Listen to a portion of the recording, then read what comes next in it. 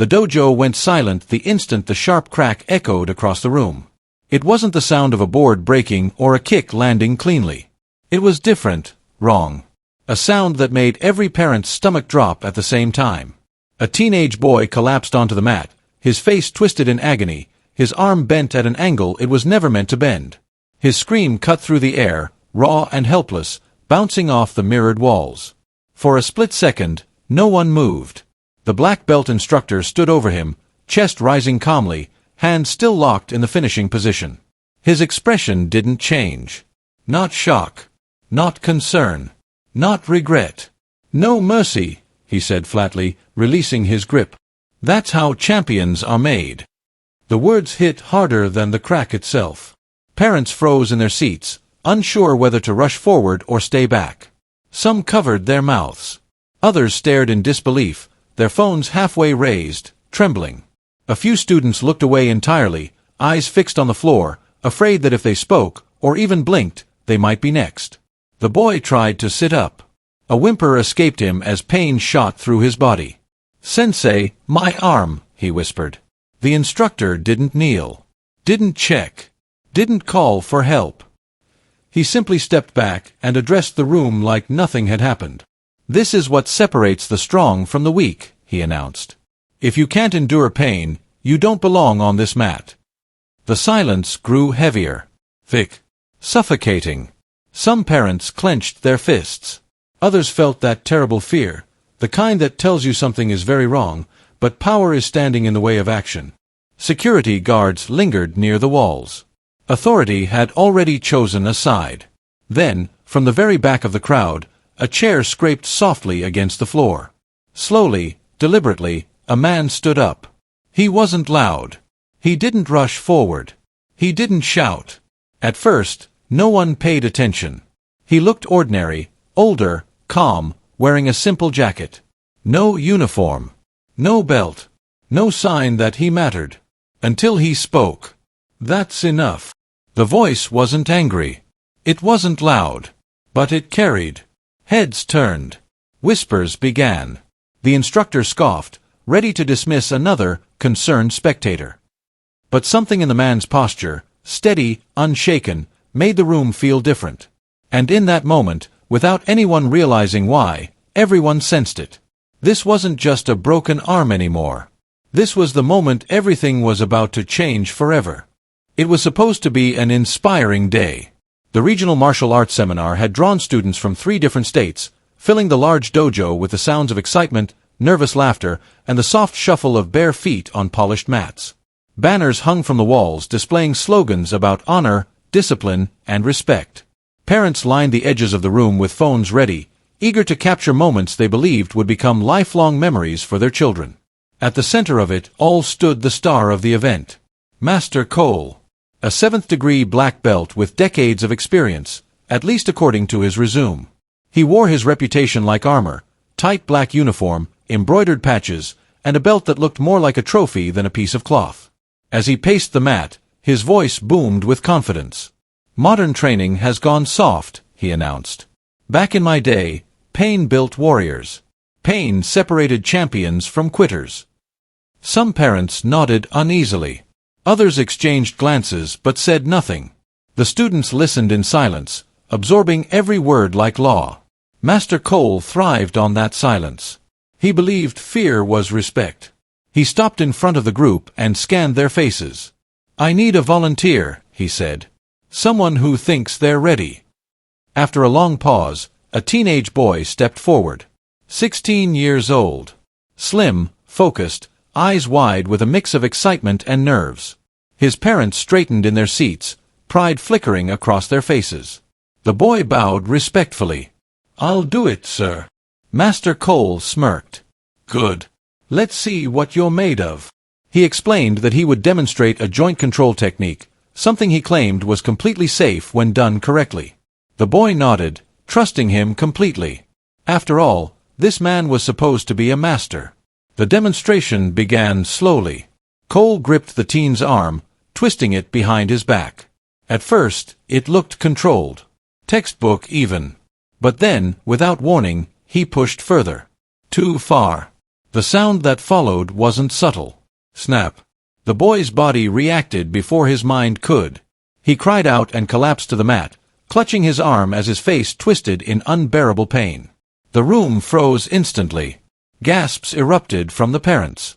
A mother screamed his name. Phones dropped to laps. Some students instinctively stepped backward. But Master Cole didn't rush to help. Instead, he released his grip, straightened up, and shook his head in disappointment. "Should have trained harder," he said, loud enough for everyone to hear. A stunned silence followed. The boy writhed on the mat, tears streaming down his face. "Sir, it hurts," he sobbed. Master Cole looked down at him, unimpressed. "This is why most people never make it," he said coldly. "Weak bodies. Weak minds." A few parents stood halfway from their seats, torn between fear and fury. Security guards along the wall shifted but didn't move in. This was Master Cole's seminar. His rules. The atmosphere changed completely. What was once excitement turned into dread. Students avoided eye contact, suddenly afraid of being noticed. Warning, pause here for a moment. Backhand index pointing right, comment below where you're watching from. Thumbs up like if you believe martial arts should teach discipline, not cruelty. Bell subscribe for real-life justice stories like this. As Master Cole continued lecturing, stepping around the injured teen as if he were just another piece of equipment, no one realized yet that something bigger was unfolding. Because while arrogance filled the center of the room, quiet judgment was rising from the back of the crowd. And it was about to walk forward. The moment the boy's cry echoed again, instinct finally overpowered shock.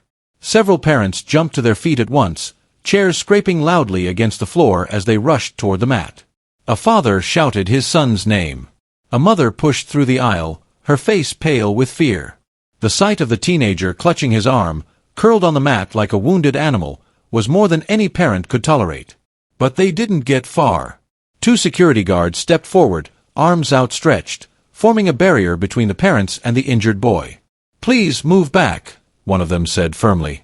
A father snapped back, "That's my kid." Before the guards could respond, Master Cole turned sharply, his voice cutting through the chaos like a blade. "This is a private seminar," he barked. "Everyone stay where you are." The authority in his tone froze the room again. The guards stiffened, clearly used to following his commands.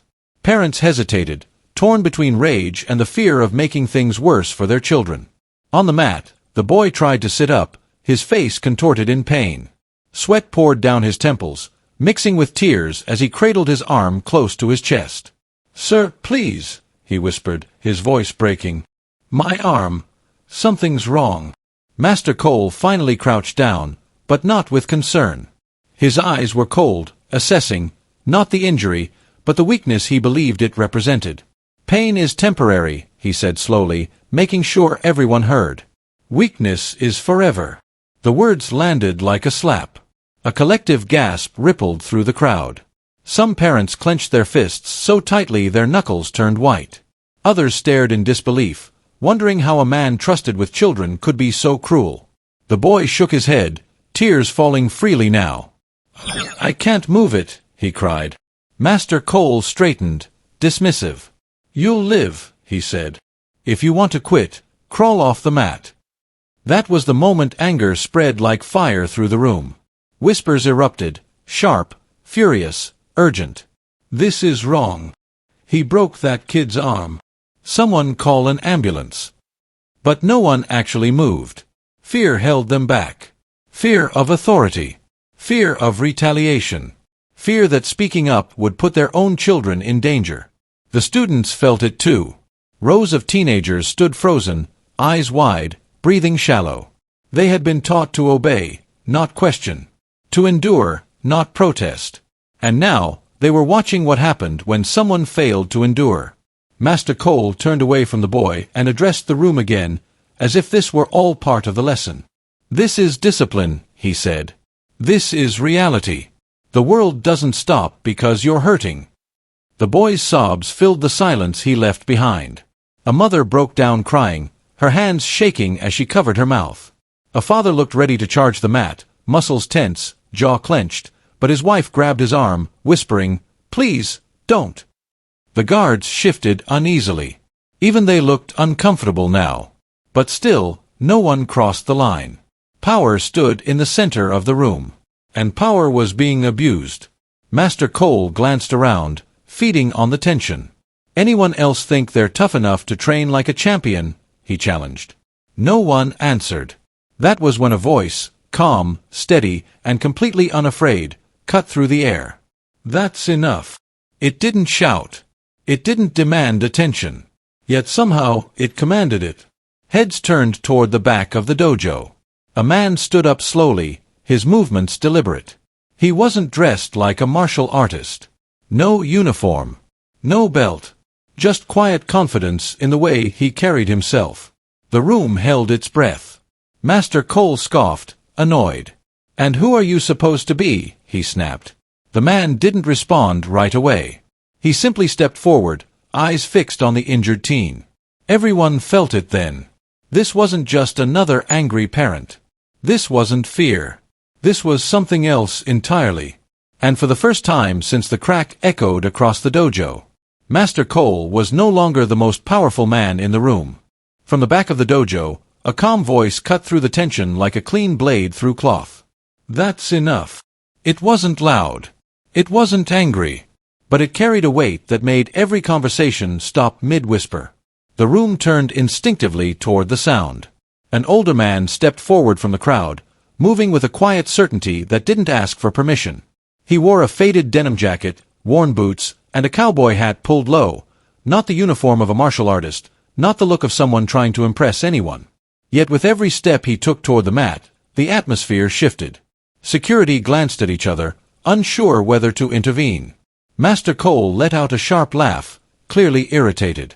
"Well, this is new," he said. "And who are you supposed to be?" The man didn't answer right away. He stopped beside the injured teen and knelt down slowly, careful, respectful.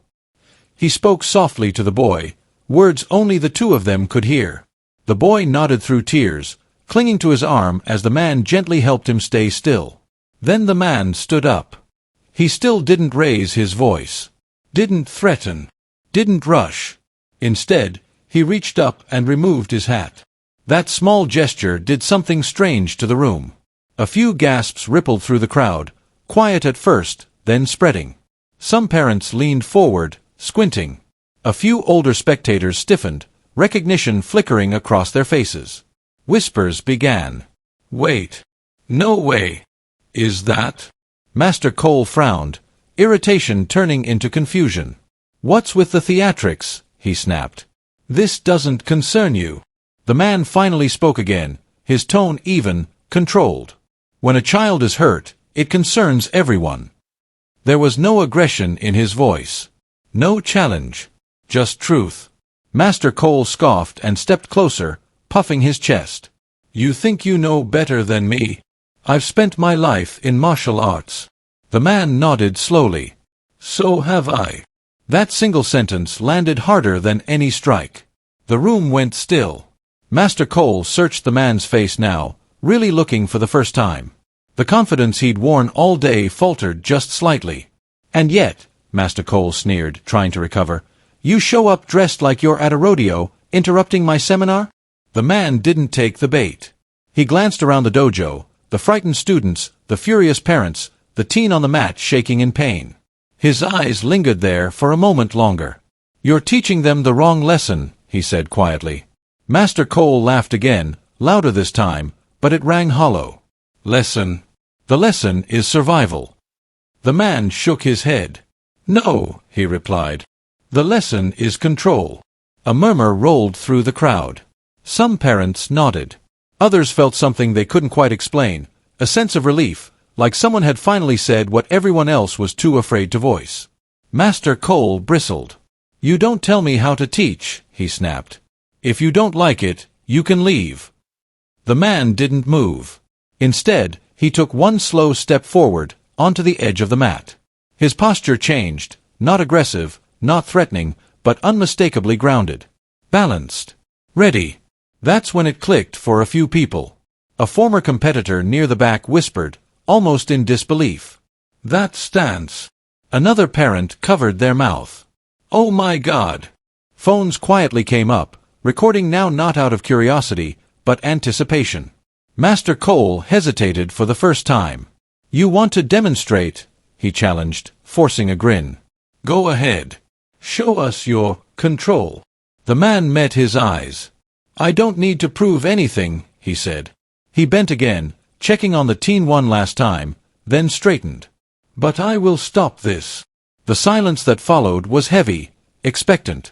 Somewhere in the room, a student whispered a name. Then another. And suddenly, the gasps weren't whispers anymore. Because the older man standing calmly on the mat wasn't just another spectator. He was a legend. And Master Cole was about to learn what real mastery looked like. The whisper started small. Barely louder than a breath. That's Chuck Norris. At first, it sounded ridiculous, like something people said when adrenaline mixed with imagination. But then another voice repeated it. And another. Until the name began to ripple through the dojo like a shockwave. Chuck Norris. Phones came out instantly. Not to record drama, but history. Parents froze mid-step. Students' eyes widened. Even the security guard stiffened, suddenly unsure who they were supposed to be protecting. Master Cole's smile faded. Not slowly. Not subtly. It vanished as if someone had switched it off. He stared at the man on the mat, eyes narrowing, then widening again as recognition finally caught up with reality. The confident swagger he'd worn all day slipped just a fraction, replaced by something he hadn't felt in a long time. Uncertainty. Chuck ignored him completely. He knelt beside the injured teen, lowering himself carefully so he was eye level with the boy. His movements were calm, deliberate, no rush, no panic. Just control. You did nothing wrong, son, Chuck said gently. His voice was steady, reassuring. You were brave. The boy looked up through tears, struggling to speak. I tried, he whispered. I know, Chuck replied. And that's enough. Parents felt their throats tighten. One mother wiped her eyes. A father exhaled slowly, fists unclenching for the first time since the injury happened. Chuck glanced toward the guards. Call an ambulance, he said, not as a request but a fact. This time, no one argued. Then Chuck stood. He turned slowly to face Master Cole. The contrast between them was impossible to miss. One man relied on intimidation and volume. The other didn't need either. I've spent my life teaching martial arts, Chuck said calmly. And the first lesson is control. The room was silent. Not a phone buzzed. Not a foot shifted. Master Cole swallowed, trying to laugh it off. With all due respect, he said, forcing confidence, this is my seminar. Chuck nodded once. And that is your problem. A murmur rolled through the crowd. You confuse pain with strength, Chuck continued. You confuse fear with respect. And worst of all, you confuse ego with mastery. Master Cole's face flushed. I was demonstrating realism, he snapped. This is how fighters are made. Chuck's eyes hardened, not with anger, but with disappointment. Fighters who lack control become liabilities, he said. Martial artists who lack compassion become bullies. That word, bullies, hung in the air. Master Cole opened his mouth to respond, but nothing came out. For the first time all day, he had no lecture prepared. Chuck took a step closer, not invading, not threatening. Just enough. You don't build champions by breaking kids, Chuck said. You build them by teaching discipline, responsibility, and restraint. Parents nodded openly now. Students leaned forward. The power in the room had shifted completely. Backhand index pointing right, quick check right here. Fire like if you respect true martial artists. Speech balloon comment. Should this instructor be banned forever? Bell subscribe if you want more moments where arrogance meets justice. Master Cole tried one last time to regain control. You think being famous gives you authority here? He scoffed weakly. Chuck shook his head. No, he replied. Being responsible does. Sirens wailed faintly in the distance. The teen was being attended to. Parents stood taller.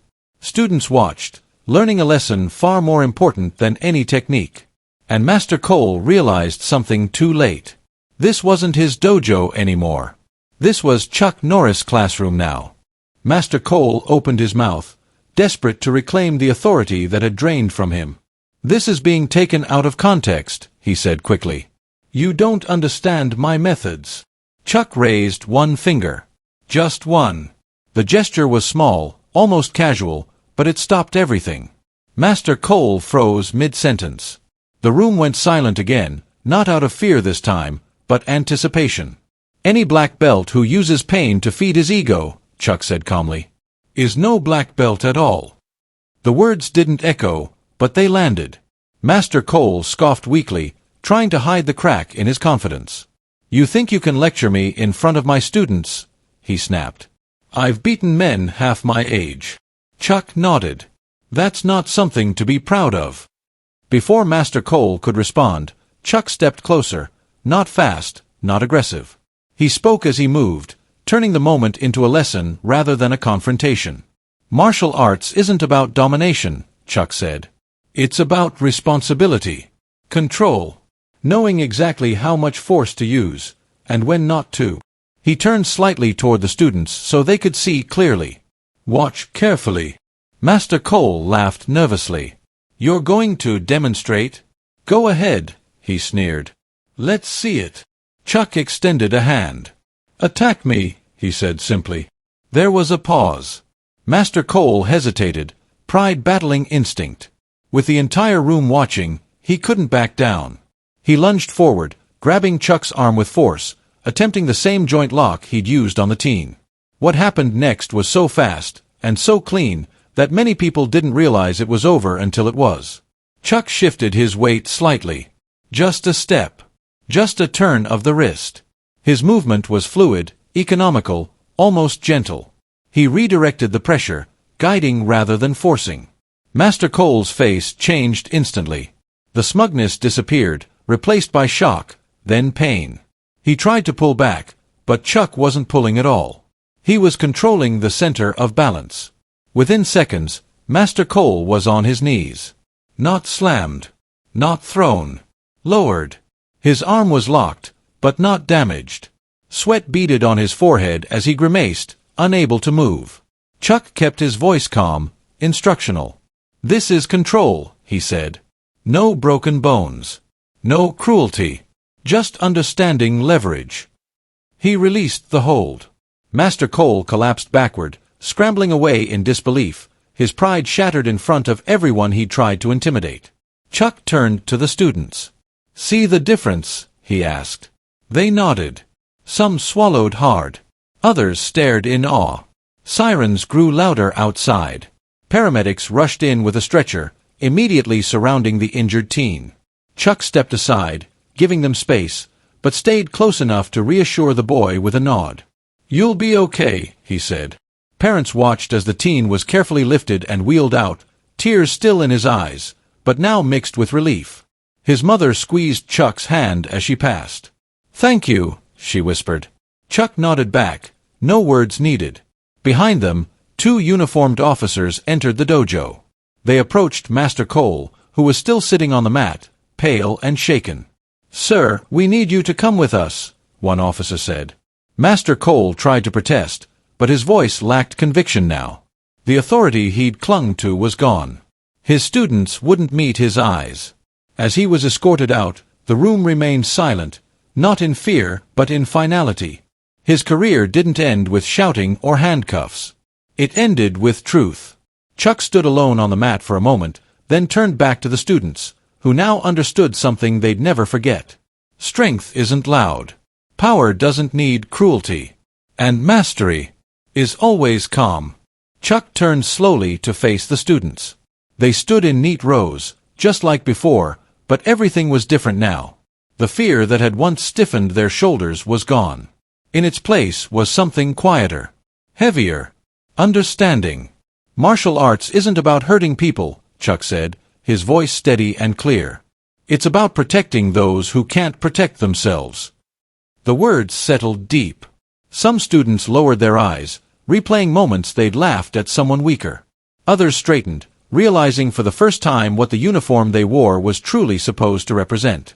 Chuck continued. If your skill only shows when someone is smaller, weaker, or afraid, then it isn't skill, he said. It's insecurity.